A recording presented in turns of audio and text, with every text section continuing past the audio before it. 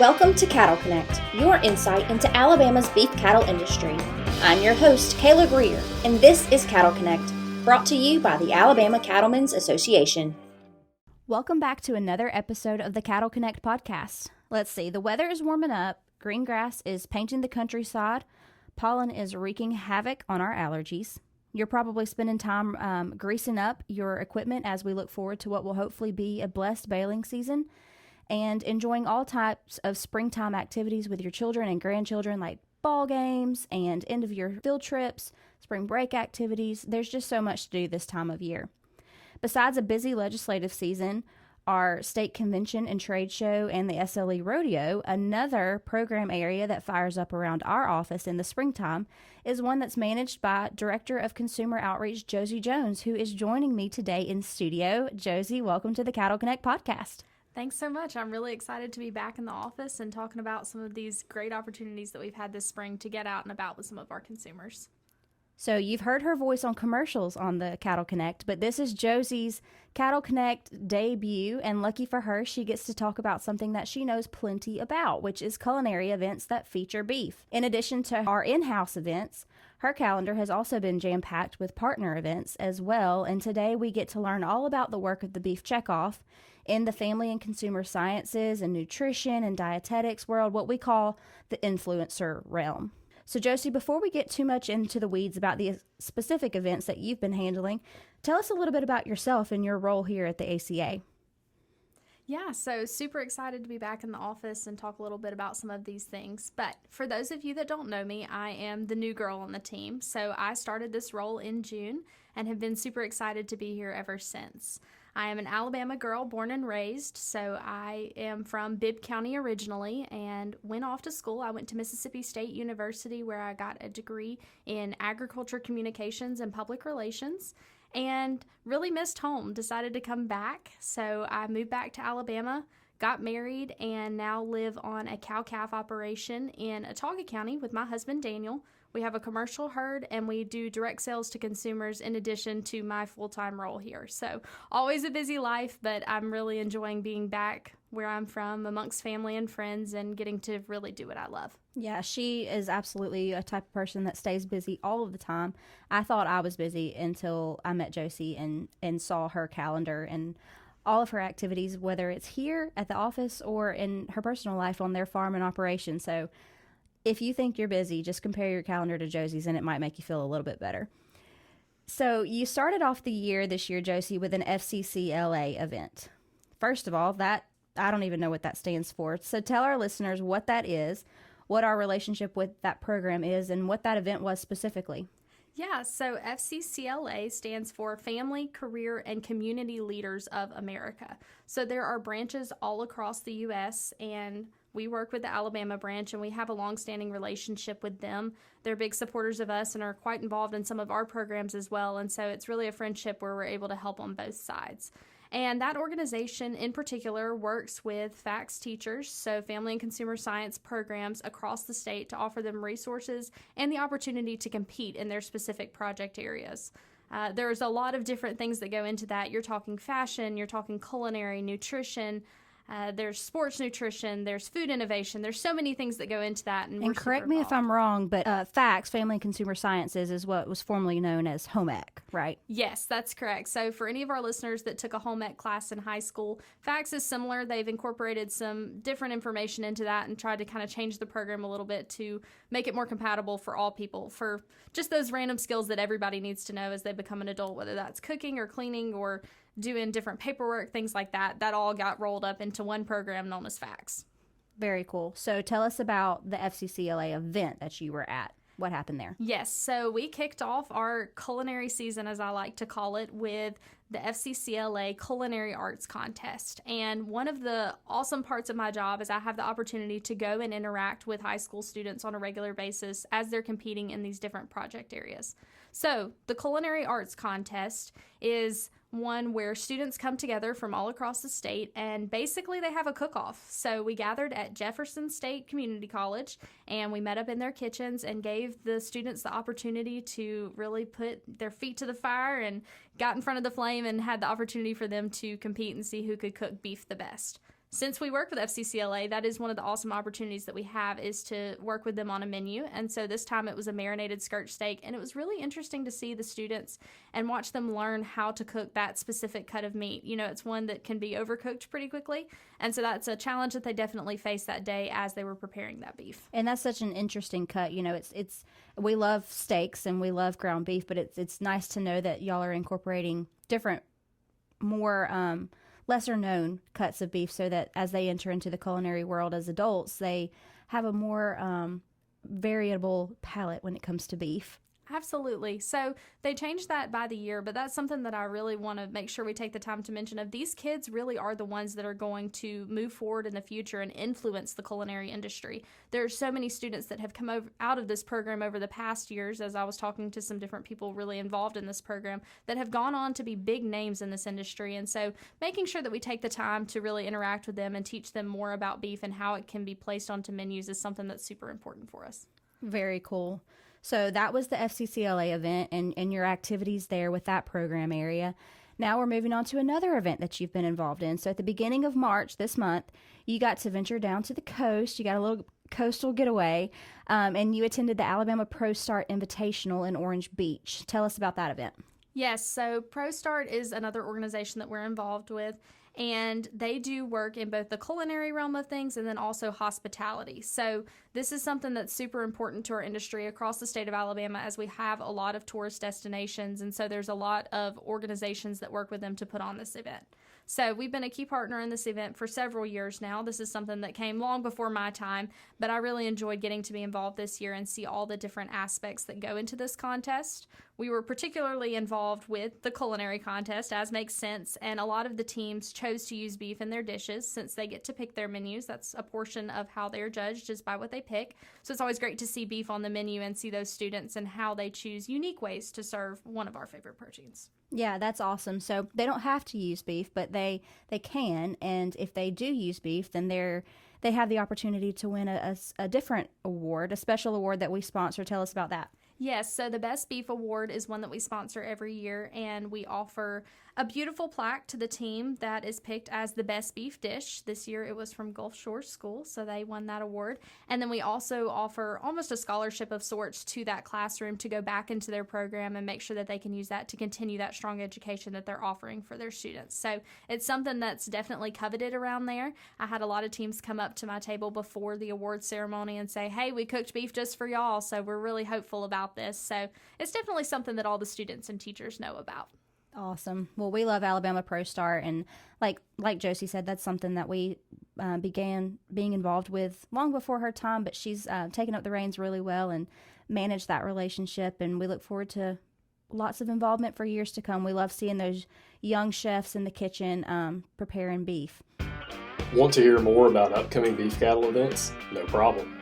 Visit us online at bamabeef.org/events or check out your latest issue of the Alabama Cattlemen magazine. All right. Earlier this week, you attended a not-so-contest type of event. You were at the Samford University at an advisory board meeting. Why were you up there? Yeah, so one of the other things that we work really hard at doing is making sure that we're giving back to the students in the various program areas. And so that can vary across the state based off of what each school needs. So at Samford, whether it was me or people in my role previously, we've typically had someone sitting on their board for their Department of Nutrition and Dietetics. And we do that for several reasons. Number one, it's a way for us to give back to that community and make sure that we're really pouring into those future leaders. But then also it helps us provide a voice for agriculture in that room as they're preparing these people who are going to make a lot of the healthcare decisions for tomorrow. So it's really important to us to make sure that we're there for those conversations and to provide resources as best we can. So that was always a good visit, and it was definitely a good visit this week. Yeah, and that's a great foot in the door for that program. You know, it's so easy to get misinformation about beef, particularly for collegiate nutrition and dietetics programs. And so having Josie on that board, they know that she is the resource when it comes to beef as a protein and beef as part of a healthy and nutritious lifestyle. And so we don't have to worry about that particular college or university getting misinformation because it's coming straight from us and from our Beef It's What's for Dinner information that we're provided from the National Beef Checkoff. So super cool opportunity there. It's really important for us to sit on those boards when we have the opportunity, just for that very reason, so that we can squash the misinformation before it ever happens. We don't have to do any cleanup work because we're playing offense.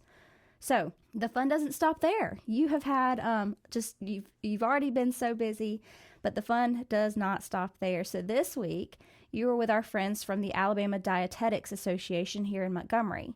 That's a really cool partnership that we've had for many years. Tell us about our Checkoff involvement at that conference. Absolutely. So something that we do pretty commonly for this particular conference is provide a speaker or provide insight for a speaker that we would suggest that they use. And this is a great opportunity for us to pull in some of our national partners as well and their knowledge in the nutrition and dietetics community. And so we're working to bring in a speaker. Miss Melissa Joy Dobbins is coming in to talk to that group and talk to them a little bit about some of the misconceptions that we see in the media and ways to address it as dietitians, and how they can share that with whether it's their patients or their families or people that they know around them, to make sure that we're getting them the appropriate information. So that's just one of the ways that we get to participate in that. Additionally, I was able to go this week and just participate in some of the sessions and learn more about how we can provide the resources that these dietitians need so that they can do their job appropriately. That's one of the great things about interacting with the public, is that I found that most of them really do want the correct information. They want to clear up those misconceptions. They're just not sure where to get their information from. So a lot of this week is just building those relationships and providing resources that they may need, and kind of putting a face with the name so that they know who to call when they do have those beef questions. Very good. And that she alluded to our working with our national partners there. So what we do with that conference in particular is there is a state national partnership that we have with the National Cattlemen's Beef Association, with their Beef It's What's for Dinner department, their Checkoff department, and they will actually sponsor a nationally accredited speaker to come here to the state to speak at a statewide conference. And so we capitalize on that program as it relates to the ALDA, the Alabama Dietetics Association conference. And so NCBA actually selected and gave talking points and did some media training with that speaker before she ever came to Alabama, which is just a really, really cool thing, because this is, like I said, a nationally known nutritionist that's coming to Alabama to speak to statewide nutritionists, and that person was sponsored by beef. Absolutely. And one of the great things about it is it allows us to reach additional audiences with additional credibility. And so in this office, even though there's only a few of us wearing a lot of different hats, we're able to work with NCBA and the partners that they have to pull in those dietitians and those nutritionists, and not necessarily have to have an additional person on staff here with that credibility, but still able to share those resources and that information without having to add in additional people. So it really is a great program for us to work through and to support the people on the state level and the national level.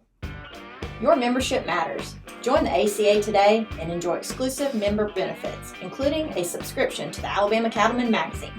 Learn more today at bamabeef.org/join. So because you are trying to cram everything you possibly can into 1 week of fun, this weekend you'll attend an inaugural event happening just south of town here. What are you going to be doing in Pike Road this weekend? We are super excited. So yes, it's a busy week, but it's definitely a fun one. And at Barbecue Hill in Pike Road, they're going to be having the first Beef It's What's for Dinner Steak Championship Cook-Off. And this is super great. We're working with a partner to make this happen, but this is actually a State Cook-Off Association sanctioned event. So they're bringing in a lot of people from out of town, out of state even, to come here and do this cook-off and participate in it. And the center of the plate is beef, of course, because if we're going to pull out the grills, what better way than with a steak? Absolutely. And this is a partnership that we've had for a couple of years now, but this is a competition that will be run by BamaQ TV for a lot of folks who watch that station. It used to be on Discovery America, and now it's kind of its own thing, but BamaQ TV will be there on site conducting the event and filming the event for a show. And Josie will get to be there to speak to the pit masters that are going to be there on site, and then get to enjoy some steak that day. Yes, I am very excited for the taste test portion.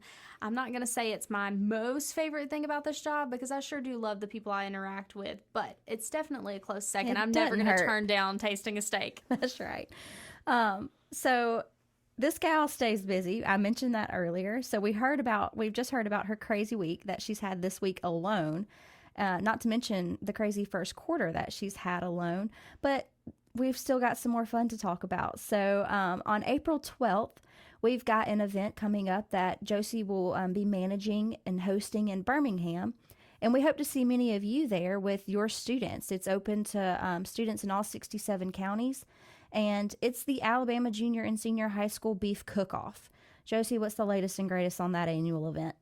Yes, so we are super excited about that. We have over 25 students coming to participate, which is awesome because that means those students won their county cook-off. So every county that participates in the statewide program has a county cook-off to decide who's going to represent them, and then they enter them to come compete on the state level. So we have a junior bracket and a senior bracket, and we're super excited to see those students and have them come out. While we have them there, though, we make sure that we add in some fun and some educational elements as well. So we'll be doing some tenderloin demonstrations with some different cutting information using some chefs out of Jeff State.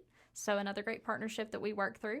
And then we're also going to do some pasture education. So we're going to talk about the pasture to plate story and how they get that final product that they cooked for this contest. A lot of these students come from rural areas, but we always have a few that don't necessarily come from agriculture backgrounds. And so this is a great opportunity for us to share more with them about beef producers and why we do what we do. Yeah, we enjoy that captive audience while we've got them. And that's just such a fun event. I've worked over the years with the staff person that manages that event. I get to go take all the food pictures at that event, and it's a lot of fun. It's really cool to see the dishes that those kids come up with and how they plate them. And then, of course, it's always great to hear the judges' feedback. You know, we have folks like beating down the doors to be a judge at that event. So if you're interested, give Josie a call. We'll put you on the list for future years. Because we always need judges for that. We have, like she said, 2 brackets, and that requires a lot of judges. So we're looking forward to that coming up on April 12th. If you hosted a county cook-off, please make sure that your winner is registered to attend, and we'll look forward to seeing you there. And last but certainly not least, one of the shining stars of the Beef Checkoff program here in Alabama, Beef 101. We've got a couple of those programs coming up this spring. Josie, tell our listeners about Beef 101 and who you have coming to those programs coming up. I am so excited. So Beef 101 is one of my favorite programs that I get to interact with because of the students that I meet through that and the connections that we make, and also just getting to see the light bulb moment in their eyes when they learn something that they didn't already know. So we took last semester and kind of made some adjustments to the program to make sure we were serving as many students as we could, and we're back now, full force, ready to go. We have all of our sessions for the spring filled, so that's super exciting for us. It means that there's still definitely a demand for beef education, which as producers, we're always happy to hear. Absolutely. So that program, we take a group of students to Auburn University. We can accommodate up to 50 students per session, which is great. So smaller groups partner up with local schools, and they all come together.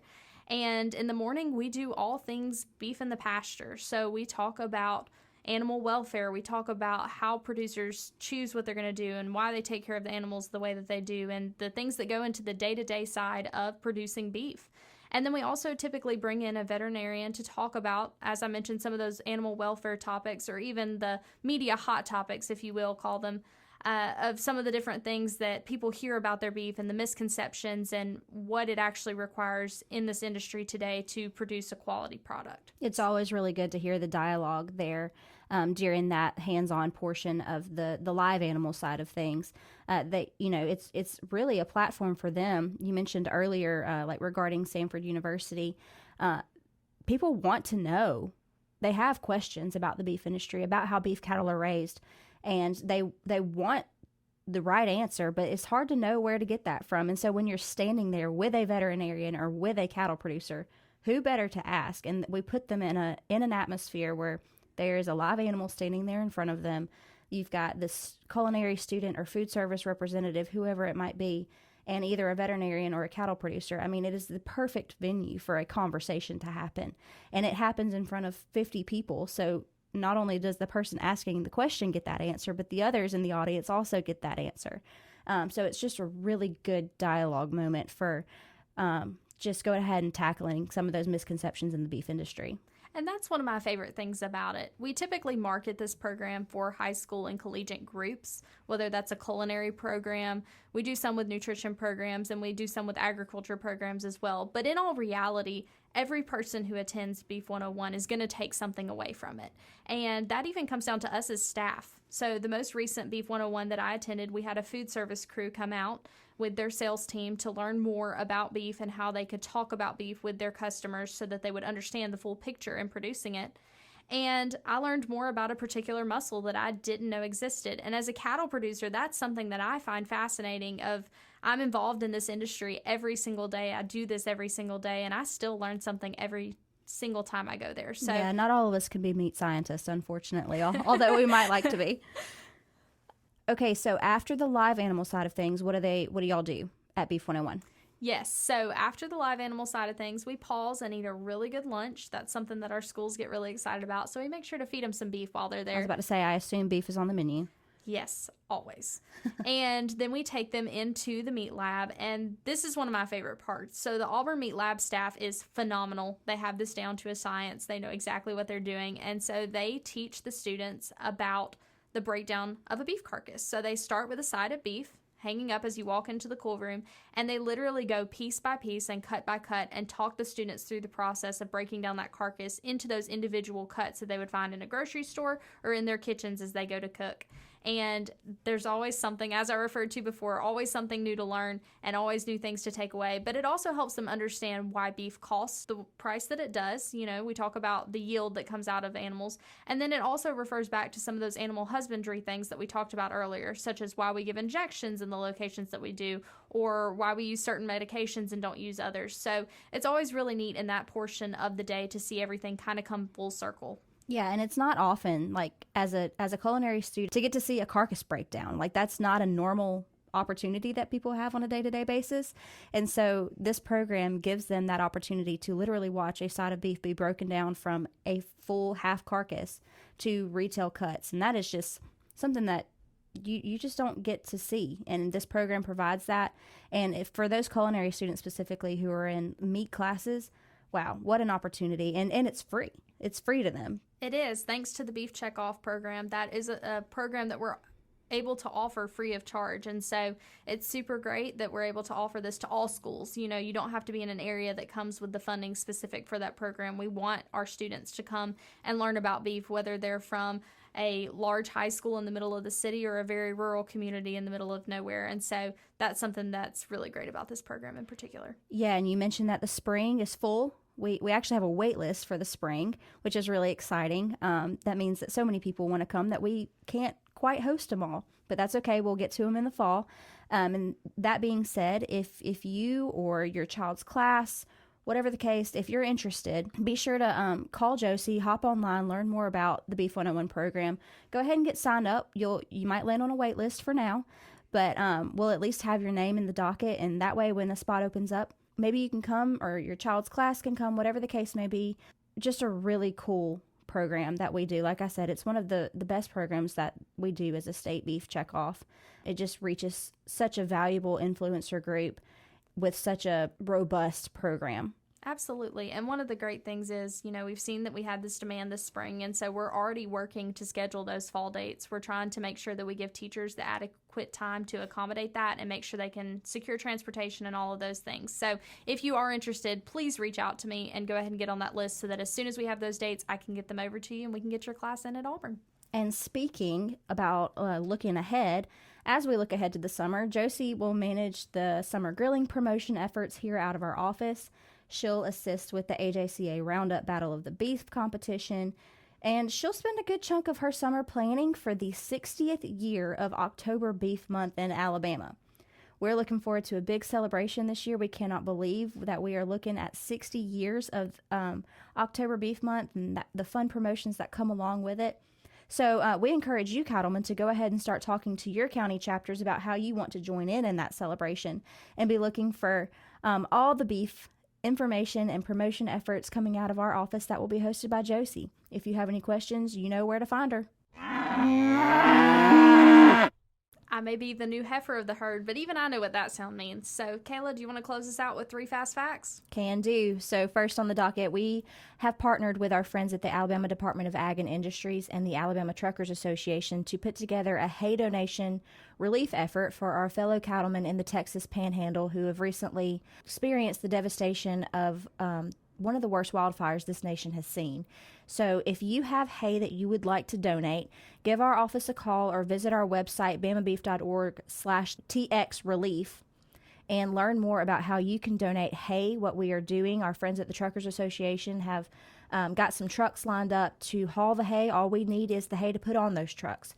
So we have several drop points across the state, or if you have a full load on your farm, we'll do our best to get a truck out to your farm. But if you have any questions about that, give our office a call, and we just appreciate everybody who's already donated, whether that was monetarily or with loads of hay. So thank you so much, and if you're interested in participating in that, hop online or give us a call. Second on the list, spring break and summer activities. Moms, grandmoms, aunts, uncles, dads, granddads, whoever you are, if you've got kiddos, you are looking ahead to either spring break or summertime. And what better activity to do, especially as it gets hotter and hotter by the day, than to come to the museum. We always like to take an opportunity to brag on that venue that we have downstairs in our office. It is air conditioned, so that's always a plus. We're open Monday through Friday from 8 to 4:30, and we close at lunchtime from 12 to 1. So if you are looking to fill your summer calendar or your spring break calendar, plan a trip to the museum here in downtown Montgomery. Last but certainly not least, the first Junior Cattlemen's Association Field Day is coming up on April 10th at the North Alabama Agriplex in Rainsville. Registration for that event is now live on our website. Youth will enjoy a BQA certification course. They'll be doing a roping demonstration, and they'll have some hands-on herd health activities. So that will be the North Alabama Field Day, and right on its heels on May 8th, we will host the South Alabama version of that same field day in Andalusia at the Covington Center Arena. So y'all hop online and learn more about those events and get registered today. Well, Josie, thanks so much for joining us in studio today, and congratulations on your first ever Cattle Connect. Thank you so much. It was so much fun to be back in the office, and I'm sure I'll be on here again after I make it through some of these culinary events. Yeah, so we hope you all enjoyed your first edition of Checking on the Checkoff. Be sure to come back next week for more Cattle Connect podcast. Well, folks, thanks for tuning in to this episode of Cattle Connect, brought to you by the Alabama Cattlemen's Association. Be sure to subscribe to get notified when our next episode goes live. And until next time, remember, beef, it's what's for dinner.